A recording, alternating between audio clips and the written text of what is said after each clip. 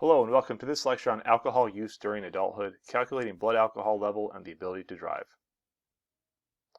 So one thing to keep in mind when we think about common alcohols is that they're not all the same. Ethanol is one that we actually drink. This is called the potent potable, but the types we don't drink are called methanol and isopropanol. So isopropanol, for example, is rubbing alcohol. It's the one we use on cuts. We can't drink that. And another common one is methanol. You can sometimes find this in different stores as well, like hardware stores. This is a wood alcohol. It can cause blindness or death if consumed. It's also what you sometimes find in moonshine. And it's because in the body, methanol gets converted to formaldehyde during metabolism, which is obviously a poison. So drinking the incorrect alcohol can have serious health consequences for you, which is why we only consume ethanol. Now, ethanol is the most commonly used drug. It provides 7 calories per gram of energy, so it's technically nutritious, but at the same time, it has a lot of different issues associated with it. So for example, 14 million Americans suffer from alcoholism, and around 32 million Americans engage in binge drinking regularly. Now, when we think about how much alcohol we find in our drinks, we have to understand what a standard unit of measurement is. So we say, what is 1 unit of alcohol? So for example, 1 12 fluid ounce of regular beer in a can, 8 to 9 ounces of a malt liquor, 5 ounces of table wine, or 1.5 fluid ounces of a hard spirit, such as whiskey, rum, that sort of idea. That's all equivalent to what we're going to basically be considering 5% alcohol and 12 ounces of beer. So we're going to use that as our unit of measurement to say how much BAL is going to raise over a given period of time. How are we going to absorb alcohol in our bodies? Now remember, alcohol by itself requires no digestion. It's the most efficiently absorbed of all the calories. It just goes by simple diffusion through your cell membranes in your gastrointestinal tract to the other side into your blood supply. And so basically the absorption rate as far as how much alcohol you're going to get with this process is going to result also in a stomach emptying. That's also why sometimes we talk about if you drink on an empty stomach, you'll get drunk faster. The reason obviously is because the alcohol sits in the stomach and you can absorb alcohol through the stomach lining, but it's a slower process than through the gastrointestinal tract or the small intestine. So in this case, having food while consuming will slow down that absorption and result in somebody appearing at least less drunk. Now the rate of absorption also changes by the type of ethanol you consume. Wine is absorbed faster than hard liquors, which is absorbed faster than beer, which is the slowest. So again, you'll get a faster buzz if you go with wine or liquor over beer. Alcohol is going to be found anywhere water is found in the body because it easily moves through those cell membranes, and when it does that, it damages it. So for example, even as you're consuming, for example, hard liquor, and it's going down the esophagus, making its transit to the stomach, it's being slightly absorbed through the esophagus into the blood supply. That causes damage and over time could lead to throat cancer. Since we can absorb it through anything, this results in people thinking they can absorb alcohol through many different ways that you have mucosal membranes. One craze that's been going on recently is people doing vodka shots to their eyes. The problem is obviously it will absorb some alcohol, but the really, really big scare here is it can also cause blindness because, as we said, as the alcohol passes through cell membranes, it damages it. So people that are doing these sort of things where they're using alcohol and passing it through other mucosal membranes besides just drinking it can suffer different, serious consequences. One of these being, blindness. How are we going to metabolize how are we going to metabolize ethanol? So it's going to be metabolized by the liver. This is 98% of it. Other things happen as well for metabolism, but the big thing is alcohol can't be stored, and since it can't be stored, it has a priority in metabolism. When your liver sees it, it immediately starts to break it down, and ethanol gets converted to something called acetaldehyde in the body. Now, how fast you do this and how well you do this depends on a lot of different things. It depends on your biological sex, your race, size, food, physical condition, alcohol content, how much alcohol you've had. For example, men's stomach linings metabolize alcohol slightly better than women's. So this means that men will metabolize and become less drunk over time faster than women will. Women also have less body water to dilute alcohol into. They have less size overall and typically less muscle mass. All these things will mean less places for alcohol to go for a slight amount of time as far as absorption, and it will increase BAL in women over men for the same amount consumed. So how are we going to calculate that BAL, or blood alcohol level?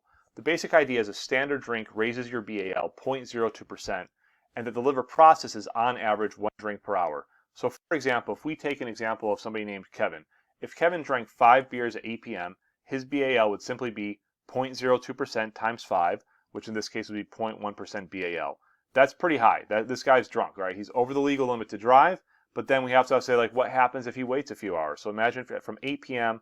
to 10 p.m., 2 hours have passed. At this point, his BAL should have dropped by around 0.04% to 0.06%. he should be, after 2 hours, we should consider him to be about 0.06% BAL. He's still buzzed and at this point should not drive. So now that we understand how to calculate BAL, let's have you do a practice. Imagine you've got Cynthia. Cynthia attends a party. At 9 p.m. she drinks 4 standard glasses of wine. It's now 11 p.m. What's her BAL? So do yourself a favor, pause the video and work out the math, and when you're ready, you come back. Okay, welcome back. Let's see what Cynthia's BAL is at this point. We can see that Cynthia had 4 standard drinks. So at 9 p.m. when she first had these drinks, her 0.02% times 4 means her BAL should have been around 0.08%.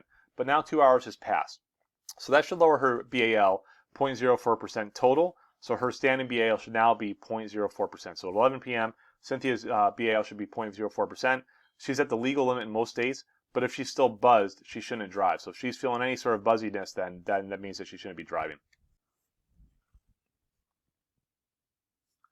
Okay, so what's the take home from all this? First of all, keep in mind, ideally, people should drive with no alcohol in their system. That means when they've metabolized all the alcohol they've consumed and nothing is left in their body.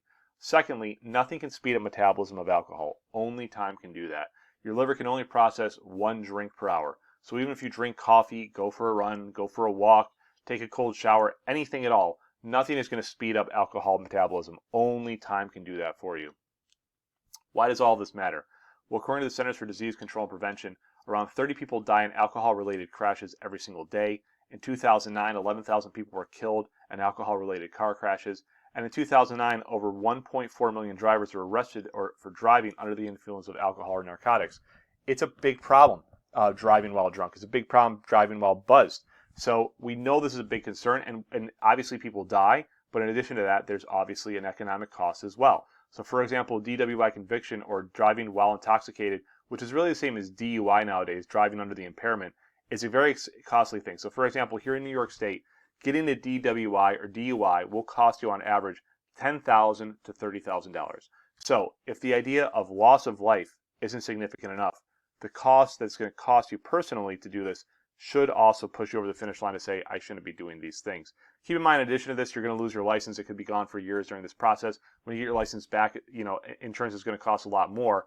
On the flip side, just waiting or getting that taxi ride is a very, very cheap process and isn't going to ruin your life in the process as well, or somebody else's life if you take that option. Another option out there just to take you out of the equation to make sure that you actually have metabolized all the alcohol and that you're not buzzed, etc., is just to buy a breathalyzer. Breathalyzers are dirt cheap nowadays.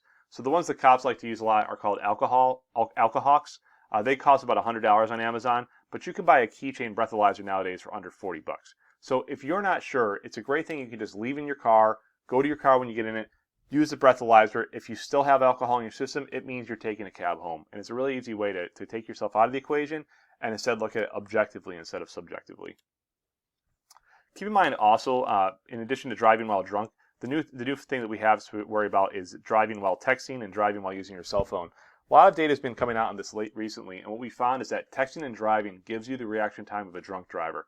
The image we're looking at here is a screenshot from PubMed.gov of a paper that came out a few years ago, and it shows that basically the conclusion is when driving conditions and time on task were controlled for, the impairments associated with using a cell phone while driving can be as profound as those associated with driving while drunk. So the take home is alcohol can be consumed, but understand it takes time for it to be processed. To understand that it's going to put up your BAL by 0.02% per hour for each standard drink consumed. And in addition to thinking about drinking while driving, you should also be concerned about texting while driving and avoid both of those activities. Hope you found this information interesting, and we'll see you in the next lecture.